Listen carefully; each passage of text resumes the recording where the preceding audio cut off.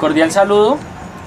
Hoy estamos con nuestro tercer capítulo hablando de San Agustín desde diferentes visiones, desde diferentes puntos de vista, ¿sí?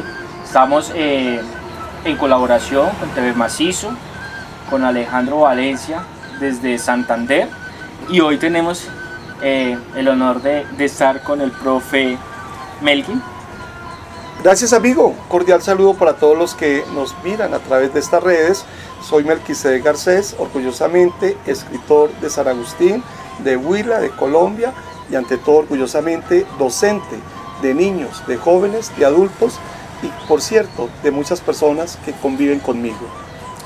Me gustaría que Alejandro se presentara. Mi nombre es David Alejandro Valencia Fuentes, escritor, poeta, zootecnista. Un saludo también a Melquisedec, a Elkin y también al muchacho de TV Macizo. Un abrazo gigante desde acá. Alejandro es aparte de ser zootecnista, es poeta, es estudiante, ¿sí? Egresado de la Universidad Nacional, ¿sí? Alejandro nos conocimos muy lejos, Puerto Leguízamo, Putumayo. Hicimos las prácticas de la universidad en esos territorios.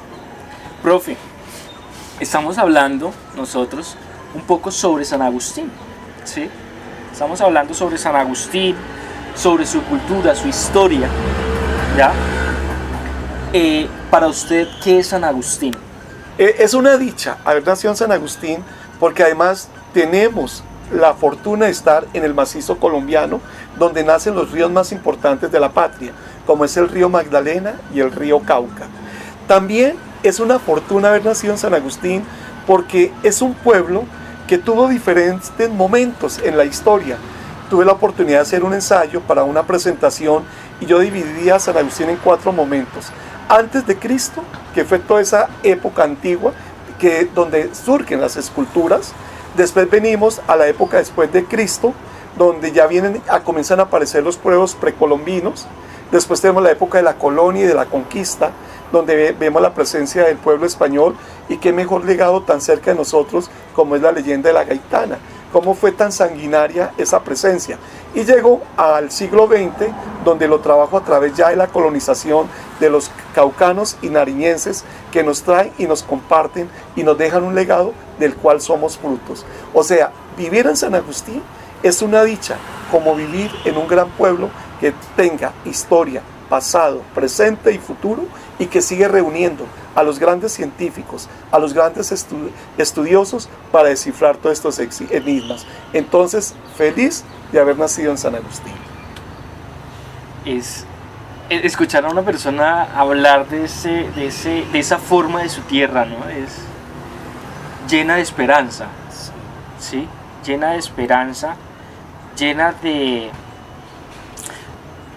cierta emoción, ¿no? Digamos que hace falta que muchas personas nos enamoremos de nuestras tierras.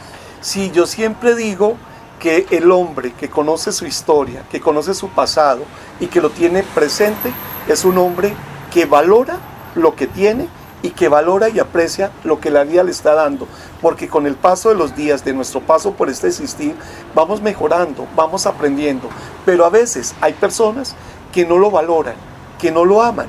Acabo de llegar de Bolivia y la verdad decía, qué dicha haber nacido en Colombia, qué dicha haber nacido en San Agustín, y qué dicha gozar de unos valores, de unos principios que son muy diferentes a los otros países que nos unen, que es América Latina, pero sobre todo de ver nuestros avances, pero que en medio de esos avances se conserva la verdadera identidad.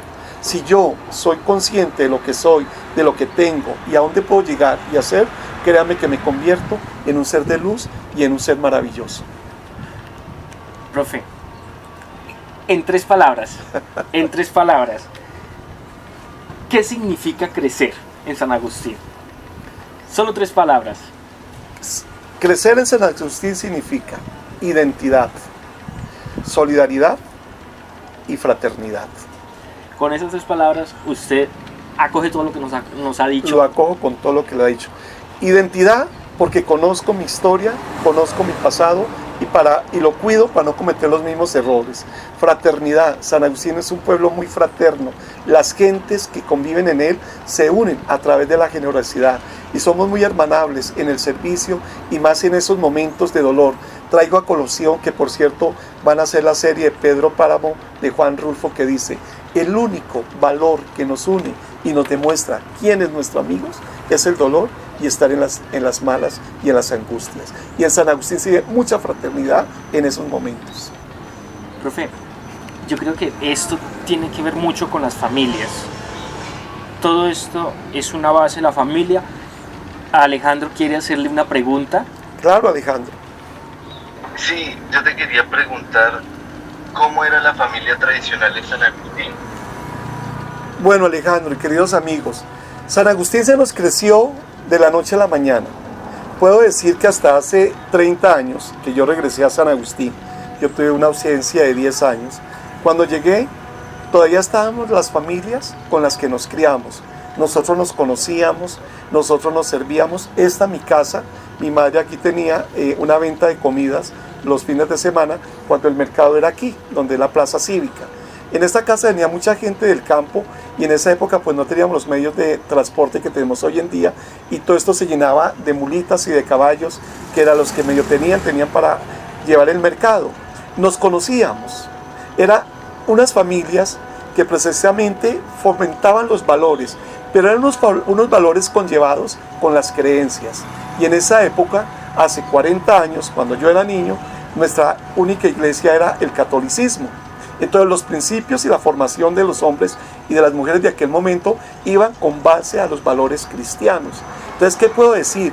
Que éramos unas familias devotas, obedientes, unas familias que hacían el bien, obraban el bien, y unas familias donde había autoridad, donde había moral, y sobre todo nos enseñaban a respetar, primero que todo, a Dios. Segundo, a nuestros maestros, a nuestros seres superiores, a nuestros abuelos, tanto que a los padrinos los veíamos como nuestros segundos padres y les pedíamos la bendición a ellos en el momento que los encontrábamos. Eran unos valores que aún hay familias que lo conservan, donde nadie se paraba de la mesa hasta que no se parara el último, no terminara de comer el último. Nadie estaba pendiente de otra cosa sino lo que estábamos. Compartíamos lecturas.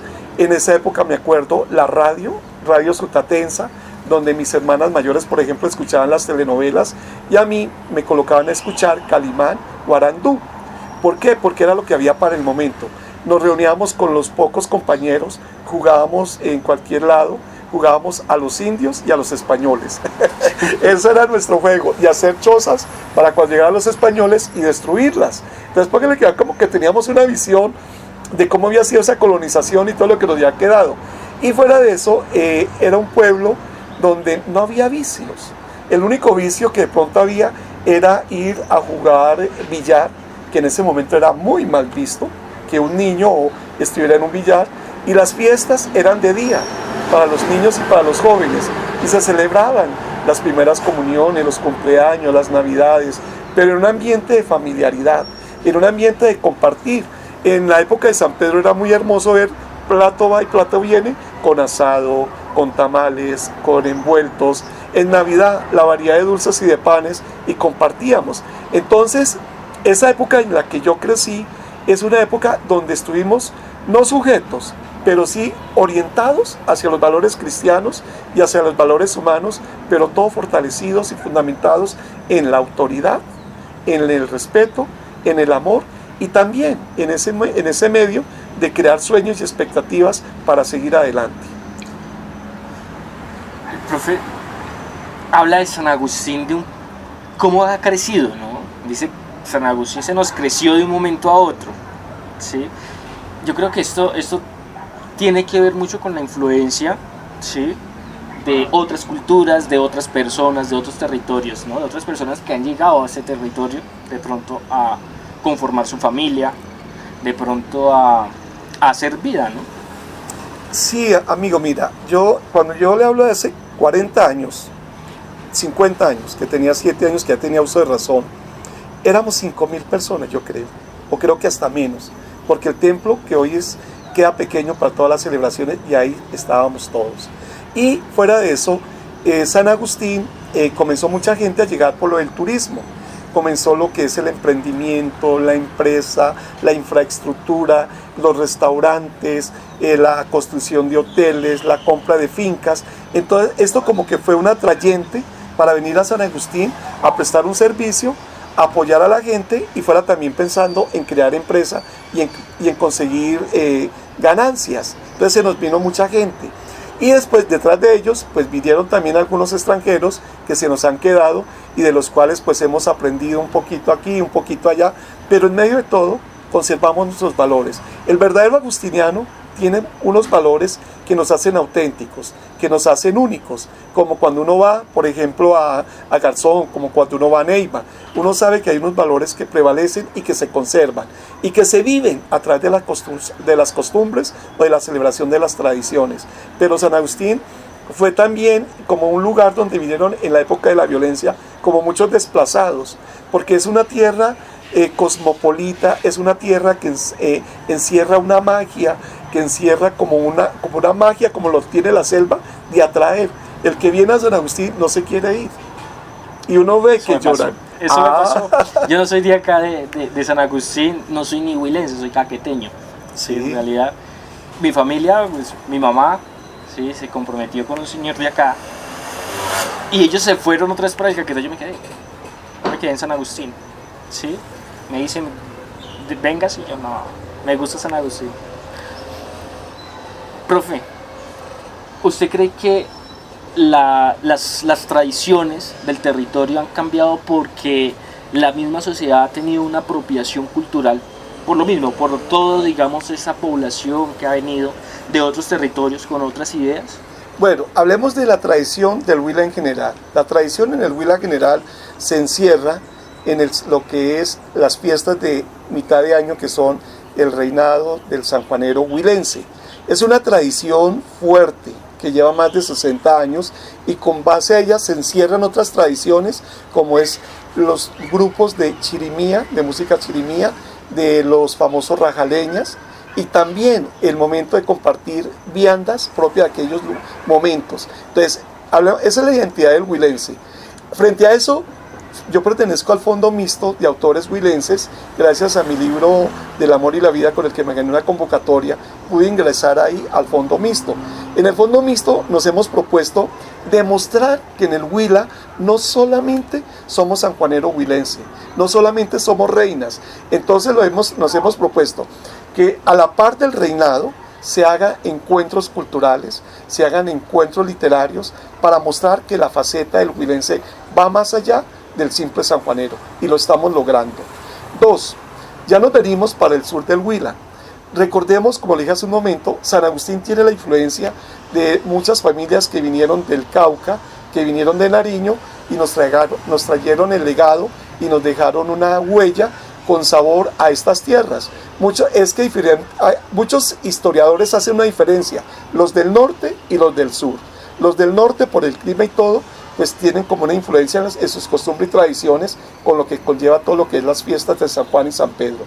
Los del sur, San Agustín, lo llevamos con la chirimía, lo llevamos con esta música y sobre todo con este ambiente que es la influencia. Hasta nuestros mismos trajes tienen que ver, nuestros ritmos, como el sanjuanito tiene que ver, los platos, o sea, casi somos como que parte más del Cauca y de Nariño que del mismo Huila en cuestión de tradiciones. Y a nivel de San Agustín, nuestra tradición siempre ha sido la Semana Cultural, un evento que se hace cada año donde es la oportunidad de expresar todo lo que el agustiniano piensa, siente, vive y lo quiere expresar a través del arte, a través de todas las manifestaciones culturales que se viven. Y sobre todo también conservamos las universales, que son la celebración de la Navidad, los cumpleaños, las celebraciones especiales, nuestra fiesta patronal, seguimos muy unidos todavía a los valores cristianos, nuestra Semana Santa. Entonces ahí se conservan elementos de esa tradición que son herencia del pueblo español, pero también traídos del Cauca y el Nariño, de las familias que colonizaron este pueblo. Usted como escritor, Alejandro, también escribe poesía, ¿sí? pues todo les influye, ¿no? Alejandro tiene una pregunta frente a la poesía, ya que ustedes dos, digamos que comparten, ¿sí? Alejandro. Sí, Melqui, dos preguntas. Uno para las personas que nos están escuchando y que probablemente no sean del sur del país, o por qué no sean del país, ¿qué es la chirimía? Y en segundo lugar, también saber cómo influye San Agustín en la poesía y en tu camino como poeta. Siempre me han dicho, ¿por qué no escribe sobre antropología? También me opuse como que a escribir sobre antropología. Hay muchos amigos que lo hacen y lo hacen muy bien. Yo me fui por el campo literario. Primero que todo, publiqué un libro de poemas que se llama Destellos de Amor. Este libro es el que más se ha vendido de los 5 que he publicado hasta el momento y llega y gusta. Acabo de llegar del Encuentro Internacional de Escritores en Tarija, Bolivia. Cuando llegó el momento de presentar mi poesía, se pararon y me aplaudieron. ¿Por qué? Porque mi poesía todavía habla del amor, habla de esas vivencias que están en ese interior del poeta y que lo escribe utilizando, por ejemplo, las calles olvidadas de mi San Agustín, que es la calle La Locería.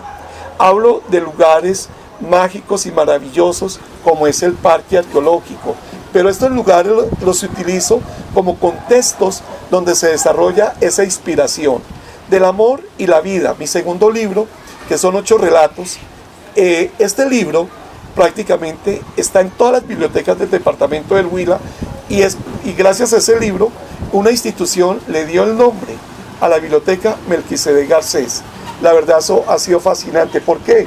Porque son 8 historias de amor del siglo XX en San Agustín, donde narro esa historia donde la niña no podía tener novio porque era liberal o porque era conservador, porque era rico o porque era pobre, o porque era católico o era ateo. O sea, esas rivalidades que existían y de la cual surgieron grandes historias de amor. Hablo también y escribo en este libro sobre las serenatas, sobre las visitas en la sala, sobre las cartas, sobre esos amores ocultos, cómo se desarrollaban a través de la clandestinidad. O sea, es un libro que recoge toda esa tradición. Entonces póngale cuidado cómo las historias de mi pueblo me sirven. Ahí están 8 historias que son el resumen de 50 historias que consulté para poder llegar a escribir del amor y la vida. Viene Sueño Distante. Sueño Distante son 2 historias de amor con sabor a traición. Pero ¿de dónde surge Sueño Distante? Sueño Distante gracias a unos amigos que han vivido la separación, que han vivido la finalización de una relación. Escribo este libro para demostrar que en la vida a veces hay que tomar distancias. En la vida todo tiene un fin. Y en que la vida nada es para siempre. Entonces, ¿pero dónde están esas historias? Están aquí, en mi grupo de amigos, en mi grupo familiar. Y de ahí la retomo y gracias a la inspiración, pues llegó este hermoso libro que tuve la oportunidad de lanzarlo en Cartagena de Indias, en iFestival, y de ahí que esté en 4 librerías de 4 países de Centroamérica y siga gustando. Después tuve la oportunidad de hacer un sueño, que fue mi viaje por Medio Oriente, estar en Grecia, estar en Egipto, estar en Turquía y estar en Israel. ¿Qué me queda de ese libro? Una confrontación, porque es que uno tiene que salir. O sea, yo comparto los que dicen que no es necesario, bueno, de pronto para él, pero para yo ampliar mi visión del mundo, yo tengo que salir a enfrentarla, a confrontarla. Y como le dije un momento, para empezar a valorar lo mío, que es San Agustín. Entonces, gracias a ese sueño, el libro se llama Indeleble, que significa imborrable, un hermoso óleo, porque las portadas de mis libros son óleos, donde el maestro se inspira en el mito de la caverna de Platón para demostrar que el hombre que va a la luz tiene como obligación venir y comportar la luz. Y yo lo hago a través de mi libro Indeleble. Y por cierto, Alejandro, acabo de publicar hace 20 días mi 5º libro que se llama Serendipias. Es un homenaje a la memoria de mi madre, que tiene 98 años.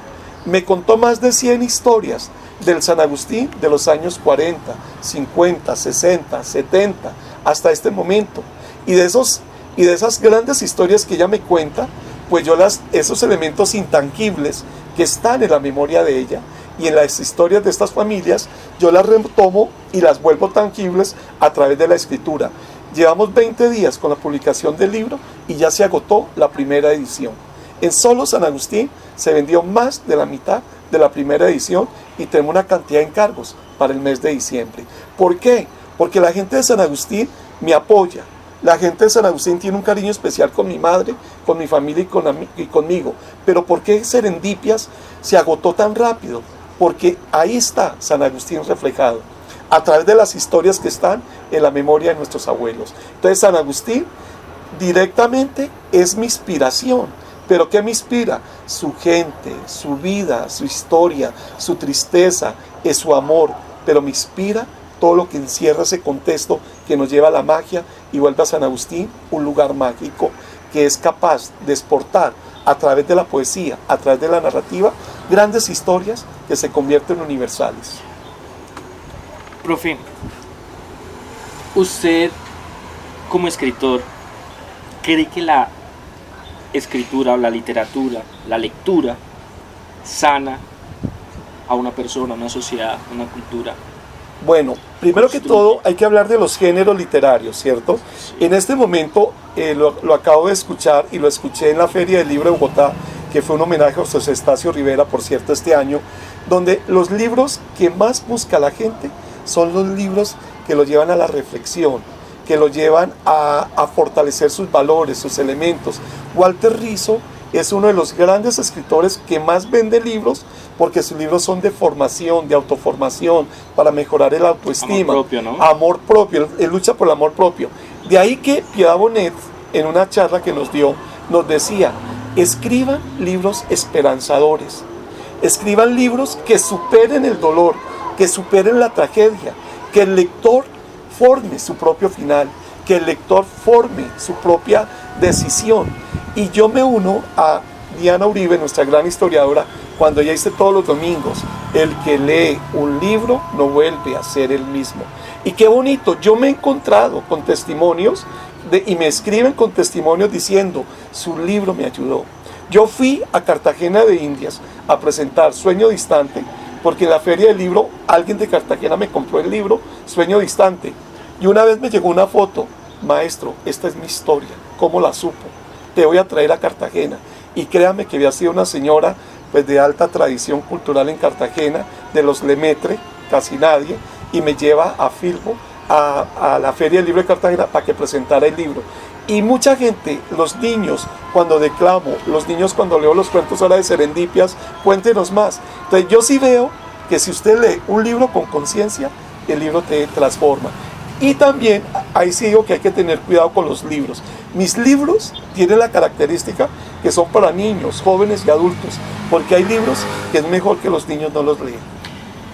Usted dijo algo interesante. Yo alguna vez leí y me hablé con David Alejandro frente al libro, ¿no? Me leí Brida de Paulo Coelho, ¿sí? Entonces el final lo deja como usted dijo, lo deja, el lector decide para dónde quiere llevar ese final, ¿no? Exacto. A mí, o sea, yo quedé con emociones encontradas. En realidad yo quedé con emociones encontradas. Yo le dije a Alejandro, ¿por qué? ¿Sí? Y es interesante. Eso lo amarra más a uno a la lectura, ¿sí? Chévere porque no es la misma historia como la han contado siempre, ¿sí? Sí. Sino que queda abierta. Y hablando sobre sanación, ¿sí? ¿Usted cree que su poesía, ¿sí? Contribuye a la sanación y al equilibrio del territorio? Sí, yo tengo la experiencia con las hermanas belemitas. Ellas me compraron para todos sus colegios de Latinoamérica, me compraron Sueño Distante. A mí me emocionó ver a las hermanas de más edad leyendo el libro para su aprobación. Entonces me decía la madre superior, la hermana Romelia Gómez Serrano, que quiero y admiro mucho, me decía, Melquisedec, es una historia de traición, pero donde usted lleva al lector a reflexionar de no hacer daño, porque no hemos venido a hacer daño. Y además mi libro no es moralista, Mi libro no critica, no juzga, no condena. Yo miro el problema de la separación, de la infidelidad, de la traición a través de la condición humana, porque nadie es perfecto. Entonces, ¿se crea una especie de armonía? Exacto, es parte de mi vida, fue parte de mi existir, fue parte de mi equivocación y de mis errores que como ser humano los tengo que enfrentar y los tengo que superar, porque nadie es perfecto. Entonces, ese es el éxito, por ejemplo, de Destellos de Sueño Distante. Las hermanas les gustó porque el mensaje que dejo es llevar a las niñas a que se valoren, es llevar a los hombres a que seamos honestos en lo que decimos y hacemos. Es un libro que verdaderamente juega un papel muy importante en la autoestima.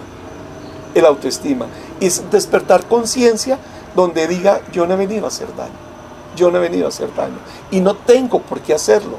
Yo para ser feliz, ¿yo cómo voy a ser feliz haciéndole daño a la persona? Yo eso, por Dios, necesitaría hacer ya problemas de salud mental, ya sería un sádico, entonces ya no. Eso ya no es normal, y mucho menos en la literatura, como cuando uno lee el libro de que tienen que ver con mucha violencia, con mucho dolor, con mucha tragedia, pero uno busca que esa tragedia te lleve a algo positivo, que no se quede ahí. Entonces yo sí lo digo, los niños, ¿por qué les gusta tanto Destellos de Amor? Porque es una poesía vanguardista. Primero, mi libro es vanguardista, le juego al modernismo, le corto a la simetría hasta la ortografía. Lo que quería yo era plasmar lo que yo sentía y vivía en ese momento. Y tengo una cantidad de poemas ya para la segunda parte de Destellos de Amor. Pero en sí, ¿qué encerraba yo con Destellos de Amor? ¿Por qué Destellos de Amor? Porque todo en la vida es pasajero. Yo le juego mucho a esa frase.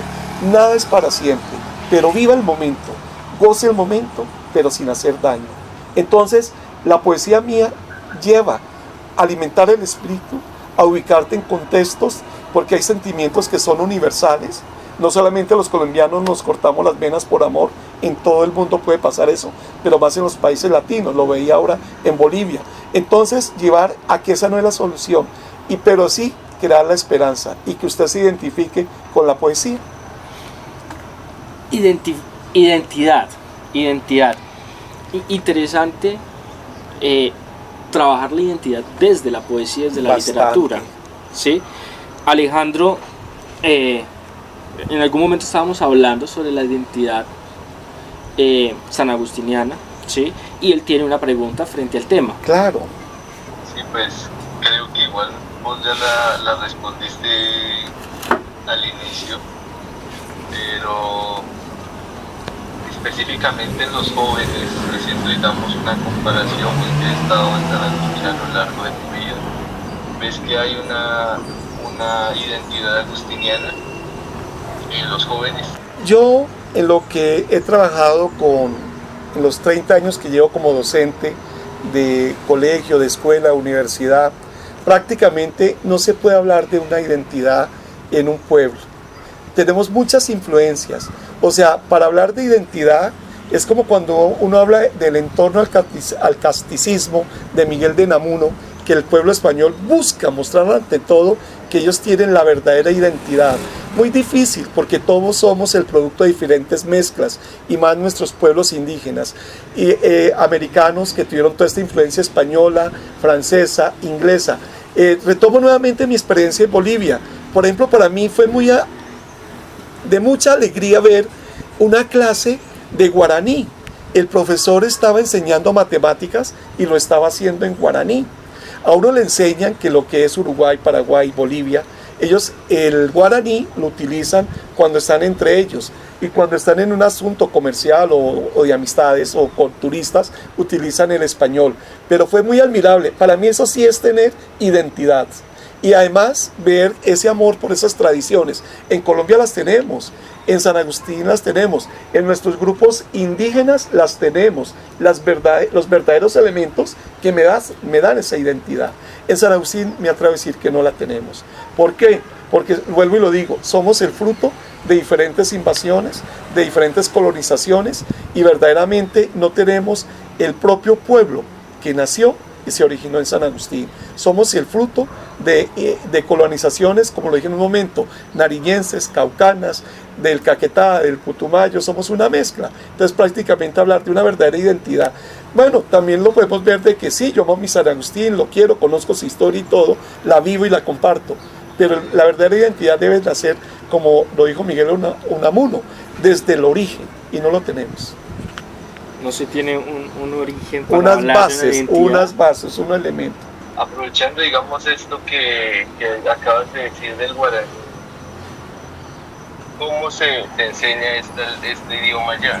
Se enseña desde niños, los niños lo aprenden como aprendemos nosotros español, al ser lengua madre, o después de una edad ellos empiezan a mirarlo como una lengua como el inglés, que ya es estudiando.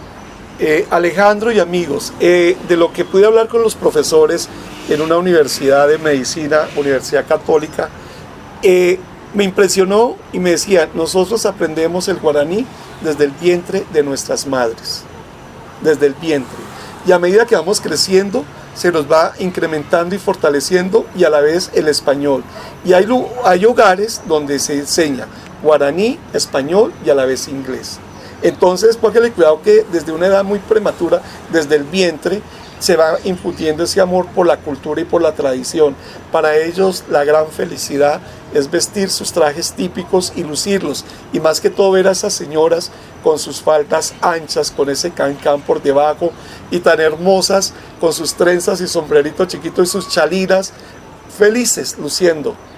Aquí en Colombia lo vemos, pero en eventos culturales.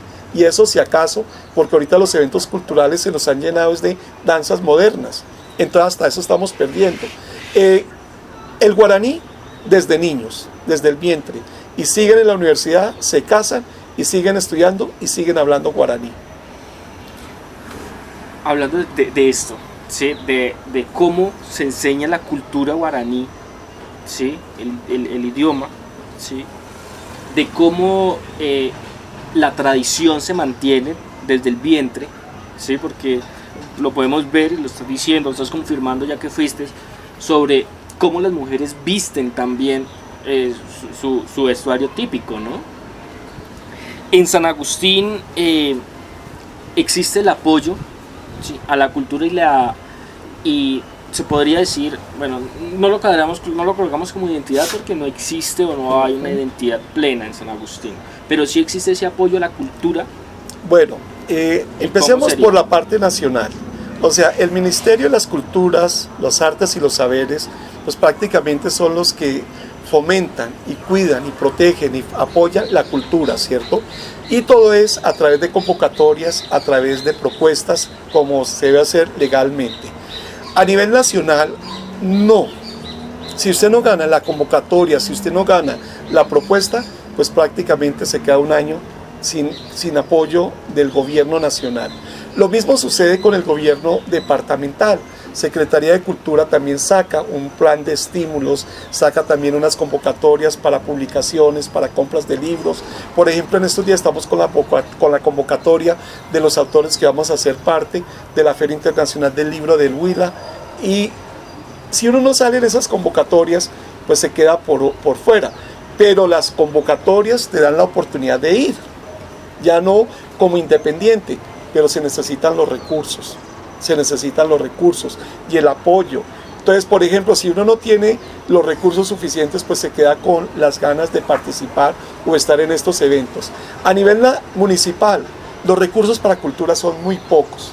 Y además, en la parte cultural, lo he vivido muy de cerca, muy allegado a las alcaldías, gracias a los señores alcaldes, gracias al señor Evernel Muñoz, que este año también me ha vuelto a dar la oportunidad de estar, porque yo también soy gestor cultural.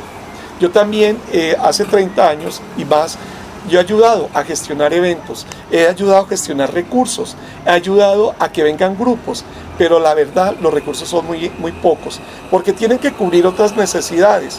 Entre esos apoyos que tenemos las escuelas de formación.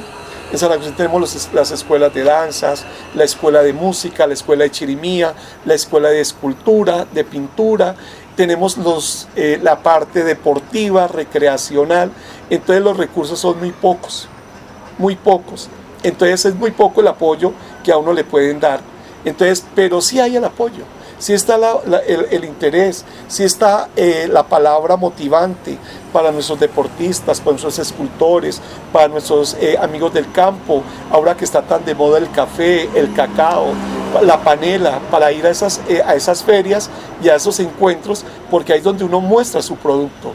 Es muy mínimo, pero sí lo hay, pero hay que saberlo buscar y hay que saberlo llegar, porque en Colombia prácticamente todo lo que es cultura, todo lo que es gestión deportiva, todo lo que conlleva estas manifestaciones, los recursos son muy escasos. Es interesante lo que está diciendo frente a las manifestaciones, ¿no? Nos manifestamos culturalmente, ¿sí? Deportivamente y literariamente, ¿cierto? Alejandro, estábamos hablando un poco sobre, venga, cómo una persona, ¿sí? Del sur del país, ¿ya? De un municipio, una tierra, ¿sí?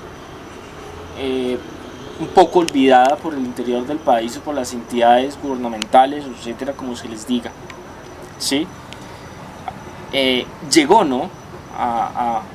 Llega a ciertos eventos, a ciertas entidades, es escuchado y demás. Alejandro tenía una pregunta frente al tema. Otra preguntita que me parece también de bastante contenido para los jóvenes, especialmente los jóvenes y los jóvenes adultos.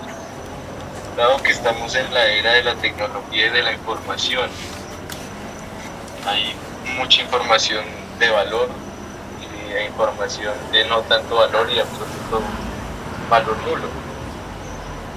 ¿Cómo puede hacer una joven a través de sus redes sociales o del correo electrónico para estar pendiente, digamos, de estas iniciativas ya sea de nacionales, departamentales o municipales para apoyar estas iniciativas culturales?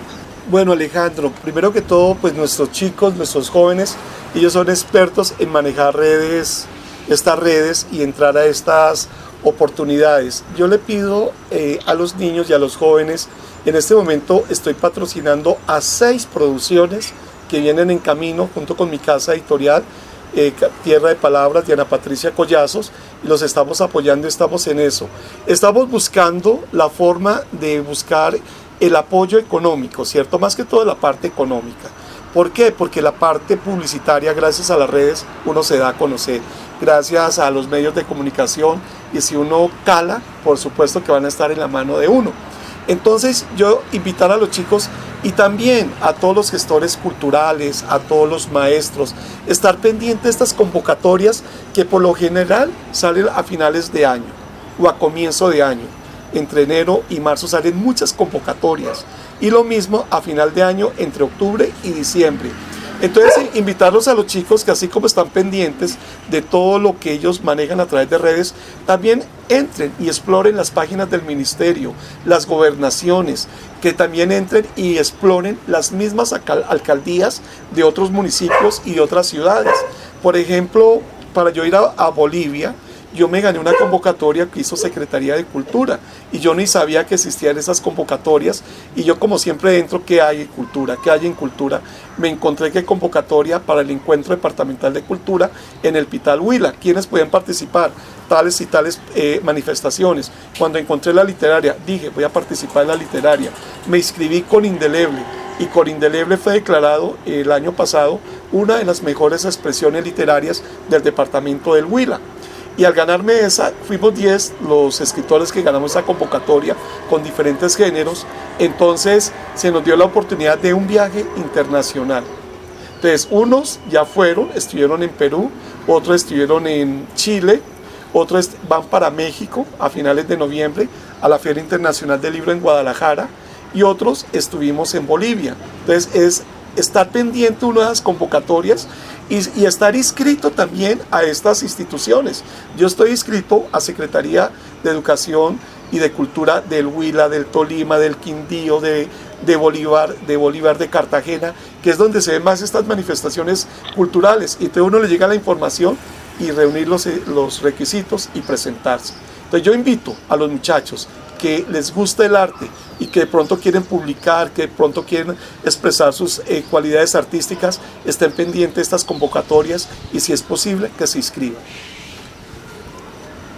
Ese fue como el camino. ¿Qué querías decir, Alejo? Estas inscripciones, sí, estas inscripciones que tú nombras de las diferentes secretarías, ¿se realizan en persona o pueden ser realizadas por las páginas, digamos, de cada una de las secretarías por internet? Alejandro y queridos amigos, todas estas convocatorias se llenan virtual. Hay que tener, primero que todo, existen que si los libros son para publicar o ya están publicados. Entonces, si están publicados, le exigen a uno la inscripción ante el Ministerio del Interior para tener los derechos de autor. Entonces, ese es un papel fundamental. 2, que los libros estén registrados en Cámara de Comercio del Libro. Y 3, tener la certificación de haber participado en eventos. Entonces, son los papeles mínimos que se piden. Entonces, de acuerdo a la convocatoria, ellos clasifican la convocatoria para participación, para publicar, para compra. Entonces uno las explora y ubica. Y todo es virtual.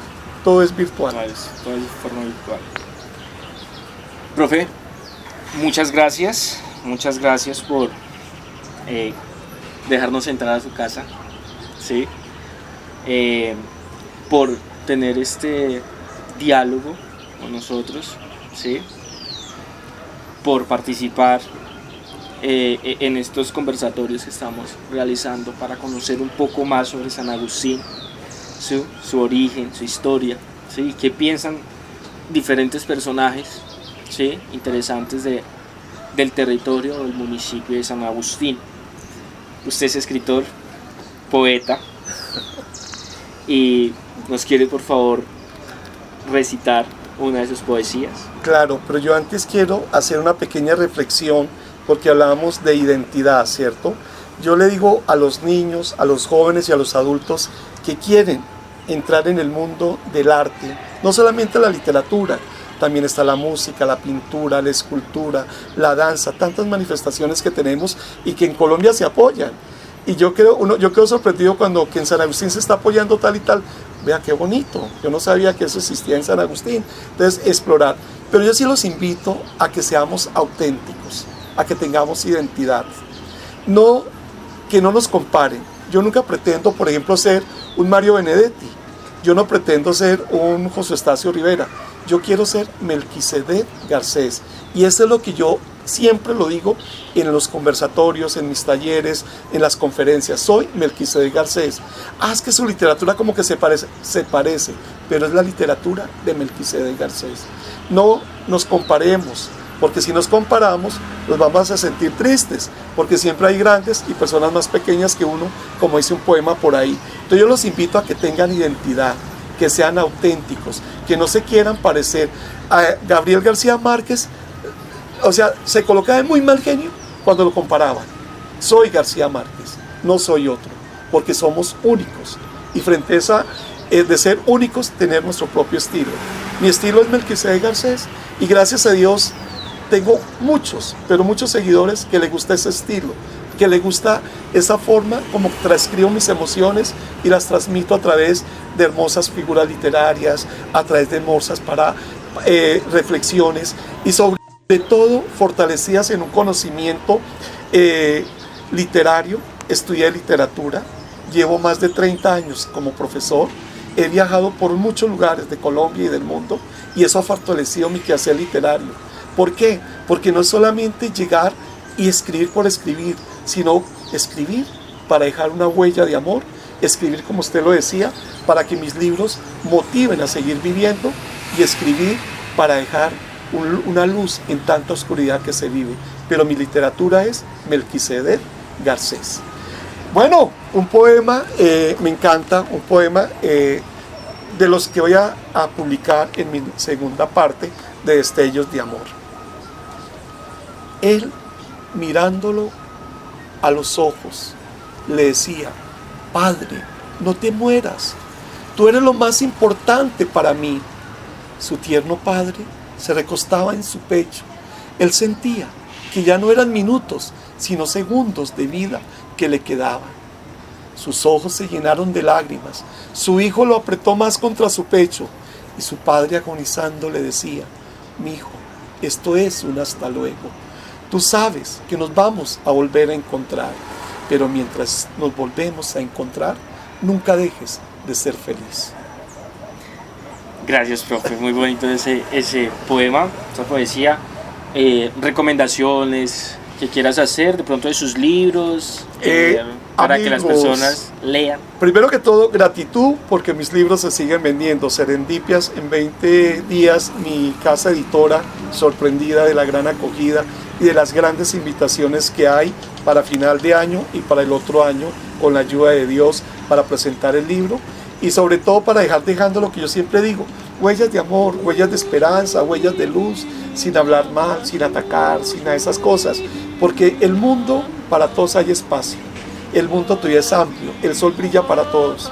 Lo importante, queridos amigos, es que no tengan miedo, publiquen sus libros, saquen esos libros, busquemos la ayuda, busquemos los medios y llenemos el mundo de más luces y sobre todo de más esperanzas para seguir adelante, porque créanme que un libro cambia vidas y un libro marca corazones y un libro abre caminos para seguir adelante.